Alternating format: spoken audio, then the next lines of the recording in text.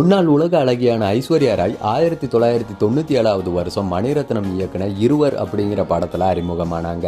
அதுக்கப்புறம் ஜீன்ஸ், கண்டுகொண்டேன், ராவணன், எந்திரன், பொன்னியின் செல்வன் தமிழ்ல பல படங்கள்ல நடிச்சாங்க. அதே போல ஹிந்தியில அதிகமான படங்கள்ல நடிச்சிருக்க ஐஸ்வர்யா ராய் சமீப காலமா ஓரளவுக்கு வெயிட் போட்டு இருப்பதால சோசியல் மீடியாவில் அவங்கள பலரும் உருவகேலி பண்ணி கமெண்ட் பண்ணிட்டு இருக்காங்க. இந்நிலையில அதுக்கு ஐஸ்வர்யா ராய் ஒரு பதிலடியை கொடுத்திருக்காங்க. அவங்க வெளியிட்டிருக்க செய்தியில கடந்த 2011 வருஷம் என்னோட மகள் பிறந்ததுக்கு அப்புறம் உடல் எடை அதிகமாயிடுச்சு. ஆனா இதை வச்சு பலரும் பலதரப்பட்ட கேள்வியை எழுப்புறாங்க.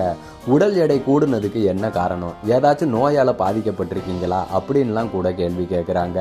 என் மேல இவங்களுக்கு ஏன் தான் இத்தனை அக்கறையோ தெரியல. ஆனா இந்த விஷயத்துல யாருக்கும் எந்த பதிலும் கொடுக்க நான் விரும்பல. என்னோட எடையை நினைச்சு நான் எப்பவுமே ஃபீல் பண்ணதில்லை. அதே போல என் உடல் எடையை வச்சு யார் என்னை பத்தி எப்படி விமர்சிச்சாலும் அதை பத்தி நான் கவலைப்பட போறதும் இல்லைன்ட்டு சொல்லியிருக்காங்க ஐஸ்வர்யா ராய்.